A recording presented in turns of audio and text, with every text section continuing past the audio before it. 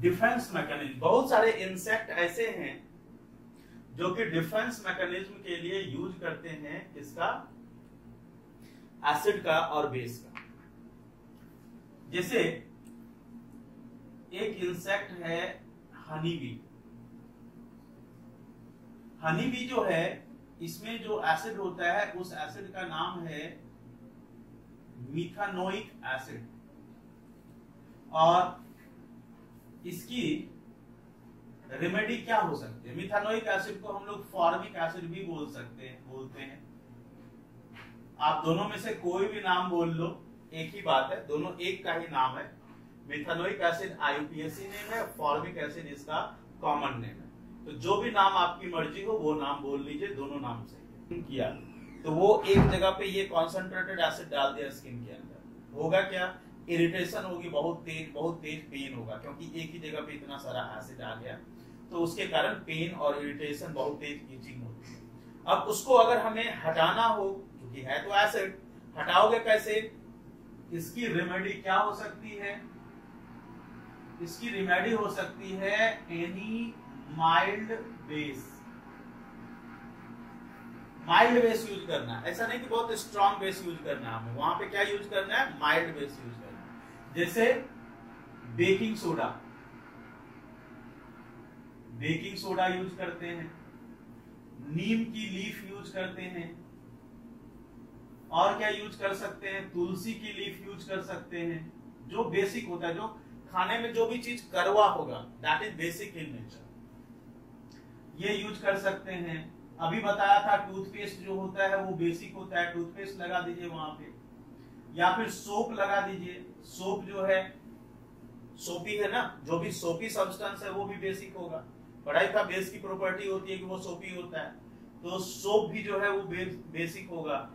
तुलसी leaf, ये सब का सब बेसिक होता है। इसमें से कोई भी माइल्ड बेस यूज कीजिए, स्ट्रॉन्ग बेस नहीं तो स्किन ही जल जाएगा। जिस तरह से एसिड स्किन को बर्न करता है, उसी तरह से बेस भी स्किन को बर्न करेगा। तो आप इसमें से कोई भी माइल्ड बेस यूज कर सकते हो। हनी बी के बाद रेड एंट। रेड एंट जो है इसमें भी यही मिथानोइक एसिड है, तो जब मिथानोइक एसिड है तो इसका रेमेडी भी यही हो जाएगा। तीसरा है निटल लीफ। निटल लीफ बोलते हैं जो खुजली वाला पौधा होता है ना, खुजली वाला पौधा देखा होगा शायद तुम लोगों ने, खासकर उन बच्चों को पता होगा जो ट्रैकिंग वगैरह पे जाते हैं। एक पौधा होता है, छोटा सा बुश टाइप का ही होता है, उसके अगर पत्ते स्किन में टच हो जाए ना तो बहुत तेज इचिंग होने लगती है, तो वो उसी को निटल लीफ बोलते हैं। तो निटल लीफ में भी यही मिथानोइक एसिड है, अगर बॉडी में टच हो जाए तो वहां पे जो है इचिंग होने लगती है, ज्यादा अमाउंट में नहीं होता इसलिए इचिंग होने लगती है। तो अब उसकी रेमेडी क्या है, उसकी रेमेडी या तो यही सब यूज कर लीजिए, या फिर वहां पे जहां पे ये नेचुरली ही होता है, जहां पे निटल लीफ होगा उसी के अगल बगल में एक डॉग प्लांट होता है।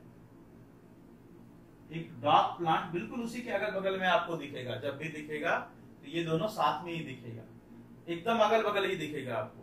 तो डॉग प्लांट जो है ये बेसिक है, इसकी लीफ बेसिक होती है, उसकी लीफ को उस अफेक्टेड एरिया पे रब कर लो, ठीक हो जाएगा। एक और इंसेक्ट है जिसको हम लोग बोलते हैं वास्प। वास्प आप लोगों ने देखा होगा, घरों में हमारे मिलता ही है, अगल बगल मिल ही जाता है आराम से। तो अगर नहीं देखा होगा तो आप देख लेना।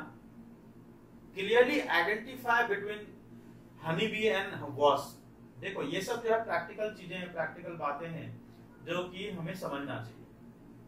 आपको क्लियर आइडेंटिफिकेशन होनी चाहिए कि हनी बी और वास्प दोनों बिल्कुल अलग अलग है, क्योंकि हनी बी का जो स्टिंग है एसिड है, उस पर बेस डालना पड़ेगा, लेकिन वास्प जो है उसका स्टिंग बेसिक होता है, बेसिक होता है। तो वहां पे क्या डालना पड़ेगा, वहां पे माइल्ड एसिड डालना पड़ेगा। कोई भी माइल्ड एसिड डाल दो, जैसे विनेगर, लेमन जूस, कोई भी माइल्ड एसिड, जो भी माइल्ड एसिड आपके पास में हो।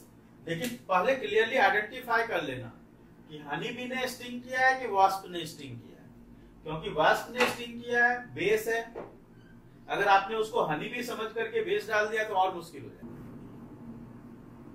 PH in stomach.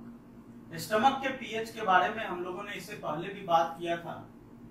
जैसे मान लीजिए ये स्टमक है, तो स्टमक में हमारे म्यूकस की लेयर होती है।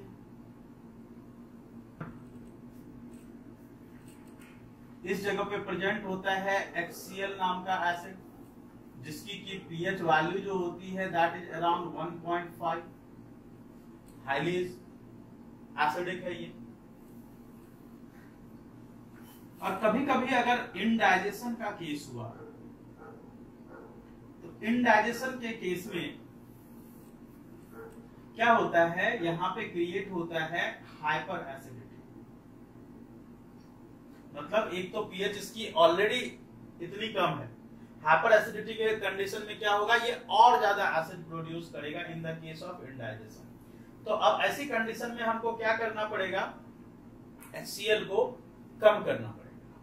कैसे कम करेंगे, इसको कम करने के लिए हम लोग जो रेमेडी यूज करते हैं क्या होता है, and that is baking soda.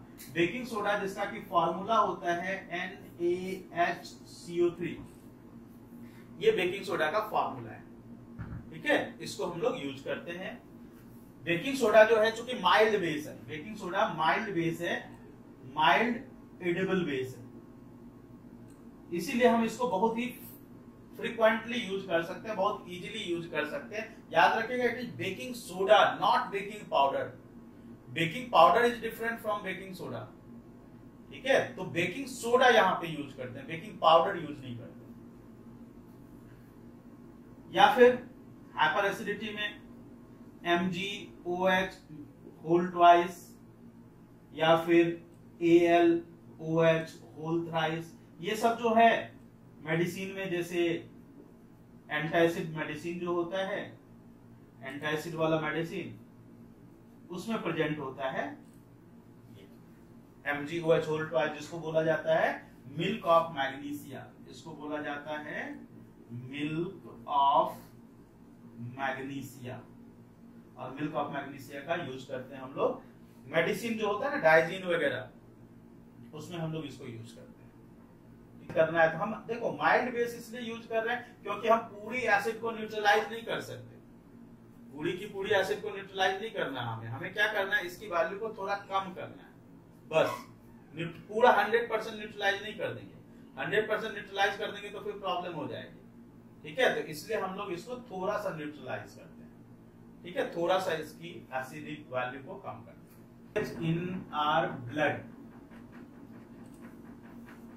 देखो हमारे ब्लड की जो पीएच है, जो हम पिछली क्लास में आपको नोट्स भेजे थे, उसमें मैंने आपको बताया था हमारे पीएच की जो रेंज, मतलब ब्लड की जो रेंज होती है वो कितनी होती है, 7.2 से लेकर के 7.45 के आसपास ही होती है। इतनी नैरो पीएच रेंज है। सोचिए हमारी पीएच रेंज कितनी कम है। ब्लड की पीएच मैंने आपको 7.2 से 7.4 या 5 बताया होगा, बस इतना ही होता है, 0.2 0.3 का रेंज होता है बस। तो इतनी नैरो पीएच रेंज में 7.2 से 7.4 की नैरो पीएच रेंज में हम सरवाइव, देखो कितनी नैरो पीएच रेंज में हमें सरवाइव करना पड़ता है। और उसमें सोचिए कि अगर हमने जो है लेमन जूस पी लिया, लेमन जूस अगर हमने पिया, तो लेमन जूस का जो पीएच है that is around 6, that is around 2। अब इस पीएच को हमें बॉडी की पीएच तक लेके जाना पड़ेगा, तो कैसे जाएगा? हमारी ब्लड की जो पीएच है वो तो ये है, लेमन जूस हमने कंज्यूम कर लिया जिसकी पीएच ये है, कोई और खट्टी चीज, कोई और सार चीज हमने कंज्यूम कर लिया, उसकी पीएच कम होती है। तो उस पीएच को हमारी बॉडी क्या करती है, हमारी बॉडी की पीएच तक लेकर के जाती है। तो हमारी बॉडी में एक बफर मैकेनिज्म होता है जिसको हम लोग बोलते हैं बायकार्बोनेट और कार्बोनेट का, बायकार्बोनेट और कार्बोनेट का बफर होता है। यहां पे एक बफर मैकेनिज्म होता है। बफर मैकेनिज्म क्या करता है, पीएच को मेंटेन करता है, ठीक है। ये जो है पीएच को मेंटेन करने का काम करता है। कोई भी पीएच हम कंज्यूम करें, किसी भी तरह की पीएच को कंज्यूम करें, हमारी बॉडी की पीएच यही रहेगी। उसको मेंटेन करने का काम कौन करता है, कार्बोनेट, बायकार्बोनेट का बफर मैकेनिज्म। एंड एंजाइम, बहुत सारे एंजाइम ऐसे होते हैं जो कि एक बहुत ही स्पेसिफिक पीएच पे काम करते हैं। प्रोटीन की डाइजेशन के लिए सबसे पहला एंजाइम जो उस पे एक्ट किया था उसका नाम था पेप्सिन, और pepsin acts in acidic pH. ये हमने पढ़ा था कि ये HCl के प्रेजेंस में ही पेप्सिन प्रोटीन को कन्वर्ट करता है इनटू पेप्टोन, इसमें कन्वर्ट करता है, ठीक है, पेप्टोन में कन्वर्ट करता है। लेकिन पेप्टोन को आगे कन्वर्ट करने के लिए अगर आपको याद हो तो उस पे एक्ट कर रहा था ट्रिप्सिन, और ट्रिप्सिन जो है it acts in basic pH, basic pH में काम कर रहा है। तब जाकर के फाइनल डाइजेशन हुआ था प्रोटीन का, और वहां पे अमीनो एसिड्स का फॉर्मेशन हुआ था। देखिए हो तो रहा है प्रोटीन का ही डाइजेशन, लेकिन यहां पे enzyme is working in acidic pH, और यहां पे जो है enzyme is working in basic pH. Regain lustre of metal vessel. देखिए कोई भी मेटल का वेसल है या कोई भी मेटेलिक सरफेस है, कोई भी मेटेलिक सरफेस, मेटल के ऊपर आपको पता ही है कि उसके ऊपर एक कोरोजन की लेयर फॉर्म हो जाती है। सपोज कीजिए कि ये कोई मेटल की बर्तन है, मान लेते हैं ये कॉपर की बर्तन है, ये एटमॉस्फेयर के वाटर के साथ, कार्बन डाइऑक्साइड के साथ रिएक्ट करके इसके ऊपर एक लेयर फॉर्म हो जाती है, जिस लेयर के बारे में हमने पढ़ा था कि ये लेयर जो फॉर्म होती है कोरोजन की, that was CuOH whole twice into CuCO3, जिसको हमने क्या बोला था, अगर आपको नाम याद हो तो it is basic copper carbonate. Basic copper carbonate था, बेसिक वर्ड लगा है ना यहाँ पे देखो। तो ये जो कोरोजन की लेयर है, जैसे कॉपर के बर्तन आप देखोगे कुछ दिनों के बाद जो है वो ग्रीनिश कलर के होने लगते हैं, या फिर आप सिल्वर के आर्टिकल देखो, सिल्वर के आर्टिकल जो है धीरे धीरे ब्लैक कलर के होने लगते हैं। कोई भी मेटालिक वेसल जो है धीरे धीरे खराब होने लगता है। तो मेटालिक वेसल खराब क्यों होता है? Due to corrosion. जो उसकी अपरमोस्ट लेयर है, अपरमोस्ट लेयर एटमॉस्फेयर में प्रेजेंट सब्सटेंसेस के साथ रिएक्ट कर जाती है। और आपको मैंने बोला भी था कि मेटल के ऑक्साइड, मेटल के हाइड्रोक्साइड, इवन मेटल के कार्बोनेट, हाइड्रोजन कार्बोनेट, सबकी नेचर जो है बेसिक होती है। तो यहाँ पे जो सब्सटेंस है, जो लेयर ऊपर फॉर्म हो रहा है, दैट इज बेसिक सब्सटेंस। अब हमको इसको बेसिक सब्सटेंस को अगर हटाना है तो क्या करेंगे? इस लेयर को हटाने के लिए we will rub it with acid. हम इसको एसिड से रब करेंगे। तो एसिड से रब करने पे इसकी जो ऊपर वाली बेसिक लेयर है, वो बेसिक लेयर वहां से डिजॉल्व होकर के हट जाएगी। ठीक है, एसिड के साथ अगर हम उसको रब कर दें मेटल के वेसल को, तो बेस एसिड के साथ रिएक्ट होकर न्यूट्रलाइज हो गया। जब आप उसको वॉश करोगे तो वहां से वो हट जाएगी। ठीक है, क्लियर? तो to regain the lustre of metal vessel हम लोग क्या करते हैं, उसमें उसको एसिड से रब कर देते हैं, उसके ऊपर वाली लेयर हट जाती है। जब भी कोई एसिड किसी बेस के साथ रिएक्ट करते हैं तो वहां पे फॉर्म होता है सॉल्ट, और सॉल्ट के साथ वाटर फॉर्म होगा। ये चीज हमने पढ़ा है, बचपन से ही हम लोग पढ़ते आ रहे हैं कि acid plus base gives rise to salt and water. ये चीज हम लोग बहुत पहले से ही पढ़ते आ रहे हैं। ठीक है, तो इसमें नया क्या है? नया ये है कि आपने इस चैप्टर में पढ़ा कि एसिड दो तरह के होते हैं, एक होता है स्ट्रॉन्ग एसिड, दूसरा होता है वीक एसिड। स्ट्रॉन्ग एसिड और वीक एसिड। स्ट्रॉन्ग एसिड उसको बोलेंगे जिसमें H+ आयन का नंबर काफी हाई होगा। वीक एसिड उसको बोलेंगे जिसमें H+ आयन का नंबर काफी कम होगा।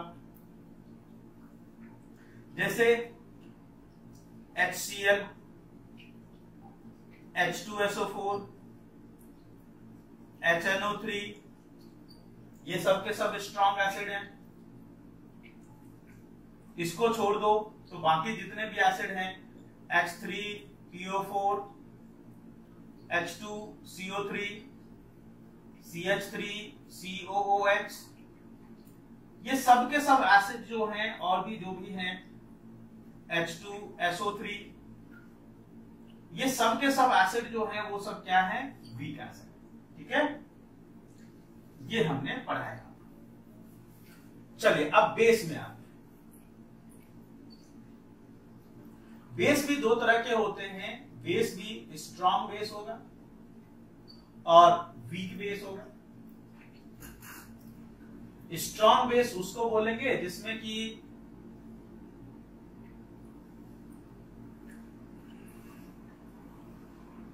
OH माइनस आयन का नंबर हाई होगा, और वीक बेस उसको बोलेंगे जिसमें OH माइनस आयन का नंबर लेस होगा। NaOH और KOH ये स्ट्रॉन्ग बेस है। इस दोनों को छोड़ दे तो बाकी जितने बेस हैं सबके सब वीक बेस हैं। जैसे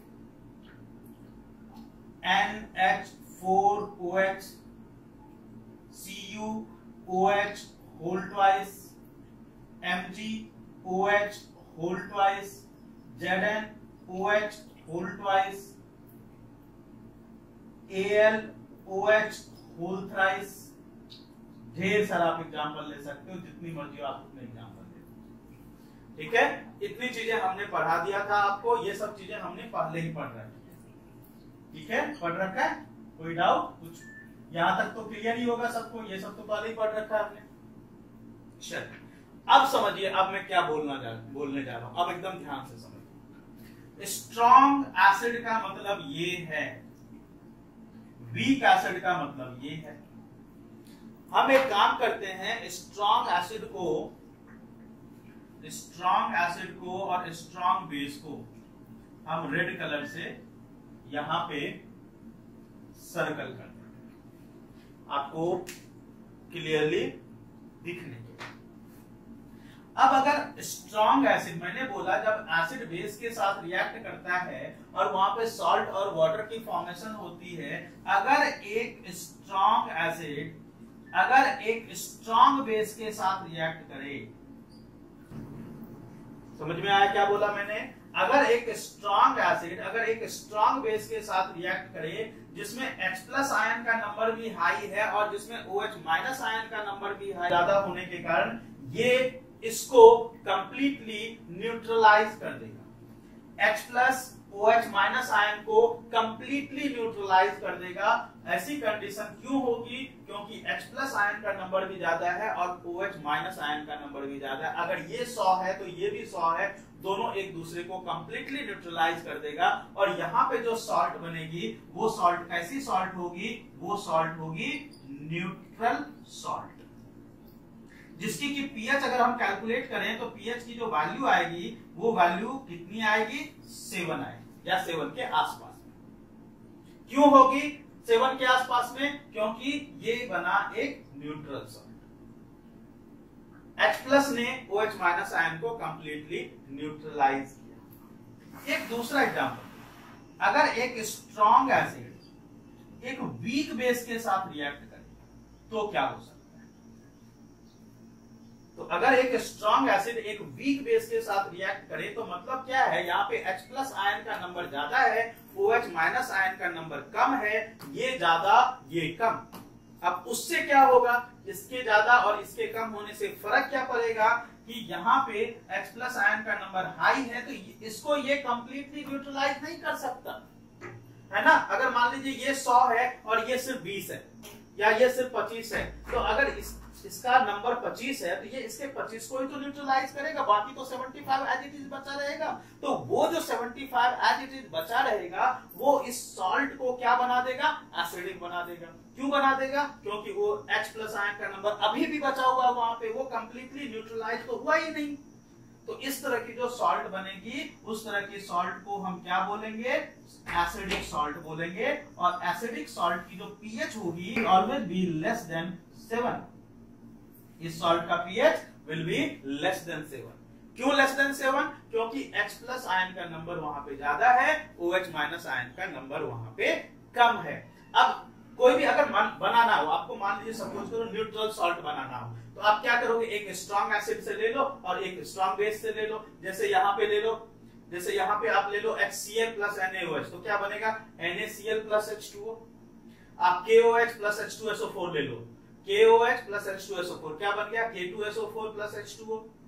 यहां से लो और यहां से लो। लेकिन अगर आपको एसिडिक सॉल्ट बनाना है, एसिडिक सॉल्ट बनाना है तो स्ट्रॉन्ग एसिड लेना पड़ेगा और वीक बेस लेना पड़ेगा। तो आप यहां से कोई एक उठा लो और इधर से कोई एक उठा लो। सपोज करो हम इसको NH4OH को और H2SO4 को रिएक्ट करा दें, NH4OH को और H2SO4 को रिएक्ट करा दें, तो अब आप खुद से देखिए NH4OH वीक बेस है, तो यहाँ पे जो सॉल्ट बनेगा क्या बनेगा NH4 whole twice SO4 ammonium sulphate. और वो किस तरह का सॉल्ट हो जाएगा, वो सॉल्ट हो जाएगा एसिडिक सॉल्ट। क्यों? क्योंकि H प्लस आयन का नंबर वहां पे ज्यादा है और इसका नंबर वहां पे कम है। चलिए अब एक तीसरा एग्जांपल देखते हैं। अगर एक weak base, weak acid strong base के साथ रिएक्ट करे, वीक एसिड स्ट्रॉन्ग बेस। अब वीक एसिड कहने का मतलब जिसमें H प्लस आयन का नंबर कम है,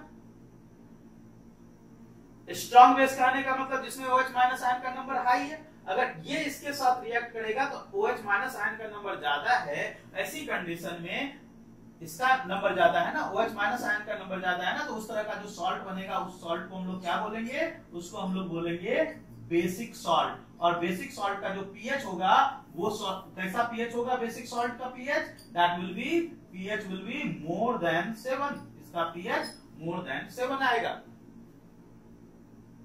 क्यों आएगा देखिए, समझिए सामने H प्लस और OH माइनस आयन, देखिए किसका नंबर हाई है, इसका नंबर हाई है, इसका नंबर हाई है, तो मतलब वहां पे कैसा सॉल्ट बन जाएगा, बेसिक सॉल्ट बन जाएगा, क्योंकि ये कंप्लीटली न्यूट्रलाइज हुआ नहीं। ठीक है, चलिए अब हम इसको, अगर इसको और इसको रिएक्ट करें, इसको किसको, वीक एसिड और वीक बेस, दोनों का ही नंबर कम है, ये भी नंबर कम है और ये भी नंबर कम है, दोनों ही नंबर कम है। तो अब दोनों नंबर कम है तो इसका मतलब वहां पे कैसा सॉल्ट बनेगा, न्यूट्रल सॉल्ट बनेगा, न्यूट्रल सॉल्ट बनेगा। और उसकी जो पीएच होगी वो लगभग 7 होगी। फिर से पहले इसका एसिड बताएंगे, फिर इसका बेस बताएंगे क्या होगा, फिर इसका नेचर बताएंगे और लास्टली इसका पीएच बताएंगे। पीएच कहने का मतलब कि more than 7, less than 7, equal to 7, इस ऐसे बताना है। चलिए तो सबसे पहले गुरसिरक आप बताओ। हाँ सर, एसिड होगी HCl, ठीक है, बेस होगा ZnOH whole twice, ZnOH whole twice, nature बताओ। Sir acidic salt, acidic salt हो गया, पीएच और pH less than 7। Very good. अब तुम हैंड नीचे कर लो, दूसरे बच्चे से पूछूंगा। NaCl, NaCl का एसिड बेस बताना है। चलिए हर्षल आप बताओ, NaCl का बताओ। सर एसिड HCl, HCl हो गया, sir base NaOH, NaOH, nature sir nature neutral, neutral, pH और सर pH 7। चलिए नेक्स्ट बच्चा बताएंगे KNO3।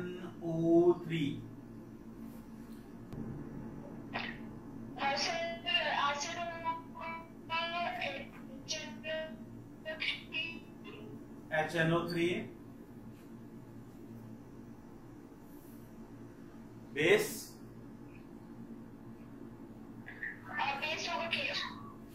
KOH, nature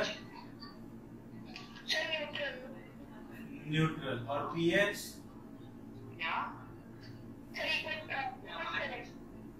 pH 7।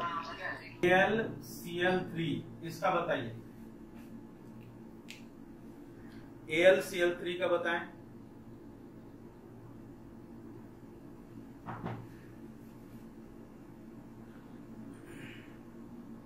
हाँ जी पायल बताओ बेटा।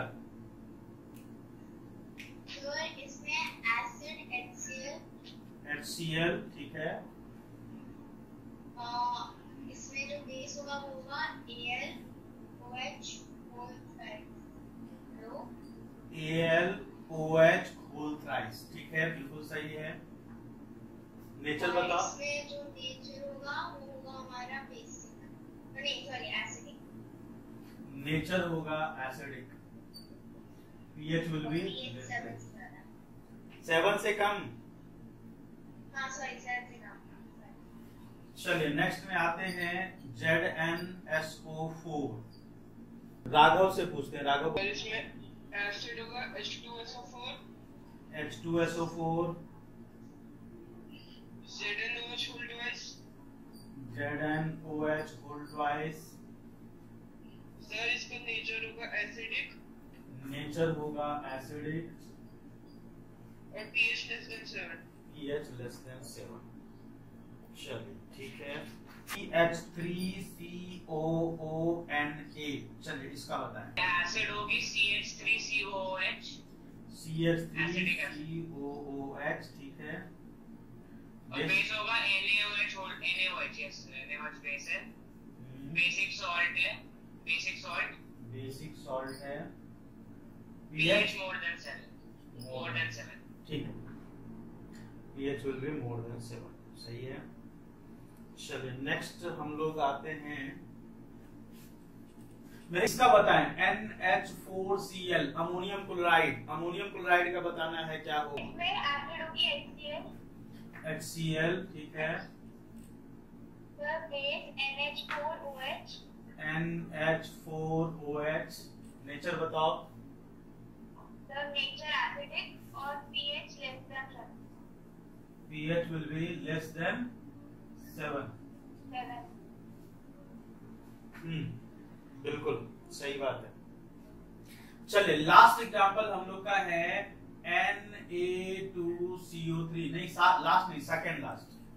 Na2CO3, इसका कौन बताएंगे। एसिड होगा H2CO3 H2CO3, ठीक है। और बेस होगा NaOH। बेस होगा NaOH। चलो नेचर बताओ। सर बेसिक नेचर हो गया और pH more than 7। Very good. चलिए लास्ट एक और आज का लास्ट हमारा है NaHCO3। चलिए इसका कौन बताएंगे। NaHCO3 का कौन बताएंगे। जिससे अभी तक नहीं पूछा उसी से पूछूंगा। अभी तक नहीं पूछा मैंने लक्ष्य चावला से। लक्ष्य आप बताओ। H2CO3 base NaOH। Sir nature होगा बेसिक मोर देन 7। जरा देखिए तो दोनों को, क्या दोनों सेम है। देख रहे हो दोनों सेम है। क्यों है पता करना। सेम तो है लेकिन क्यों है ये आपको पता करके बताना है। समझ में आई बात। जबकि कंपाउंड तो अलग अलग बन रहे हैं, इसके कंपाउंड अलग अलग बन रहे हैं लेकिन दोनों की एसिड और बेसिक सेम है। ऐसा कैसे पॉसिबल है। क्वेश्चन समझ में आ गया। ये पॉसिबल कैसे है, इसको पता करके मुझे अगली क्लास में बताइए। ठीक है बच्चों, ये पता करके मुझे अगली क्लास में बताइए ऐसा कैसे पॉसिबल है।